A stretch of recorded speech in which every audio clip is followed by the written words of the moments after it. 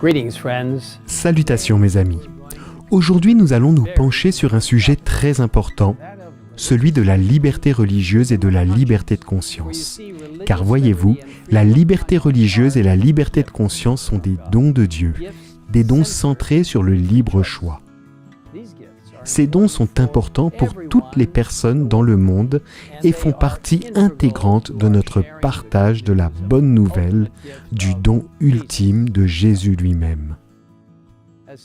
En tant qu'adventistes du 7e jour, nous avons toujours considéré la liberté religieuse comme un élément important de nos croyances, de notre histoire et de notre mission. En fait, la liberté religieuse est dans l'ADN même de notre Église, parce que nous trouvons l'impératif de la liberté religieuse dans la Bible. Nous nous sentons très proches des croyants qui ont défendu la liberté religieuse au cours des siècles de persécution religieuse. Lisons ce que nous dit l'esprit de prophétie. Les puissants conflits et les victoires, les grandes douleurs et les joies particulières pour lesquelles les individus et les nations sont entraînés dans la voie de la réforme et du salut sont d'une trop grande importance pour qu'on les laisse disparaître de la mémoire. De telles expériences ont coûté trop cher aux héros de la foi pour se répéter dans l'histoire. Elles ne doivent pas être considérées à la légère. Ces luttes pour la liberté de conscience devraient être une leçon pour tous, à savoir qu'aucune vérité impliquant l'abnégation et le sacrifice ne sera acceptée favorablement par le monde. Un effort coûteux est exigé de toute âme qui veut aller dans une direction opposée à celle de la multitude. Tous ceux qui se réfugient au nom du Christ pour défendre la liberté doivent avoir une histoire de conflit et de sacrifice. Ils ne peuvent avancer dans la réforme alors que le Christ montre le chemin qu'au risque de la liberté et de la vie. Voyez-vous, la liberté religieuse est une liberté fondamentale, un droit humain de base, et pourtant, au fil des siècles, elle n'a souvent pas été mise en pratique. La véritable liberté religieuse préserve l'importance des décisions personnelles, mais elle est également bonne pour le bien-être des sociétés et des pays. Partout où elle est honorée et protégée, la justice et la paix augmentent. Mais plus encore, la liberté religieuse et la liberté de conscience ont un fondement biblique. Dieu nous a créés avec le libre arbitre. C'est un élément important de notre dignité humaine. C'est une expression du grand amour de Dieu, car il n'y a pas de véritable amour sans la liberté d'aimer. La liberté religieuse porte la signature d'un Dieu d'amour et joue un rôle essentiel dans le grand conflit entre Dieu et Satan, entre le bien et le mal.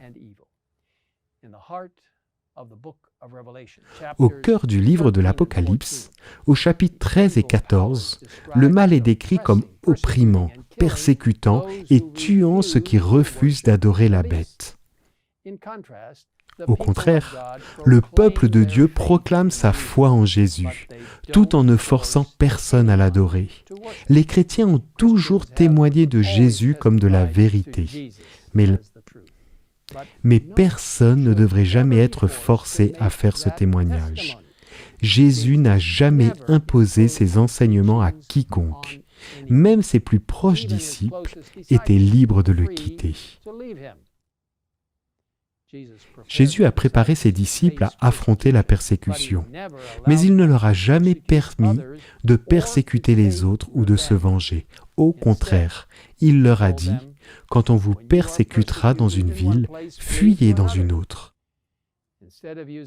Au lieu d'utiliser la violence, Jésus a demandé à ses disciples d'aimer leurs ennemis, une pratique proclamée à nouveau dans 1 Corinthiens 4, versets 12 et 13, qui nous dit «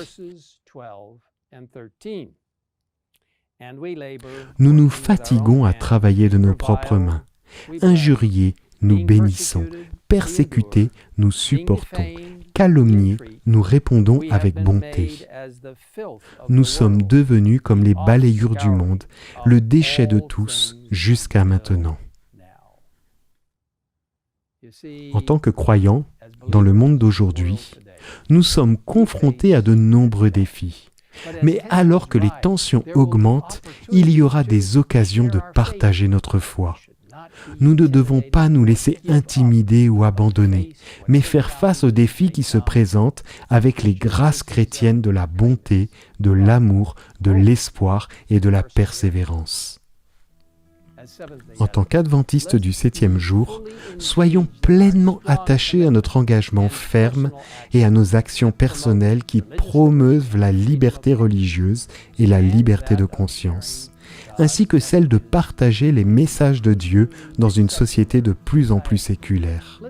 Parlons et défendons nos positions d'une manière agréable et heureuse, avec grâce, conviction et passion. Et recherchons la sagesse du ciel pour accomplir la grande tâche de transmettre le message des 3 anges d'Apocalypse 14 avec bonté, compassion et vérité. Prions. Notre Père Céleste, merci pour les merveilleux messages des Écritures. Tes messages d'encouragement, tes messages de vérité éternelle. Lorsque nous les partageons avec les gens, aide-nous à le faire avec gentillesse et compassion, sans les forcer, mais en les aidant à comprendre que l'opportunité qui leur a été donnée de choisir grâce à toi a des conséquences de vie et de mort, et que tu veux qu'ils choisissent ce qui est juste. Alors Seigneur, bénis-nous alors que nous soutenons et encourageons la liberté religieuse et la liberté de conscience, afin que chacun puisse avoir l'opportunité de faire le bon choix, le choix de te suivre, et finalement de te voir arriver dans les nuées du ciel, d'être enlevé avec toi, pour être avec notre Seigneur pour toujours. Merci de nous écouter. Merci de nous donner l'opportunité de défendre la liberté religieuse où que nous soyons. Nous te le demandons au nom de Jésus. Amen. In Jesus' name we ask it. Amen.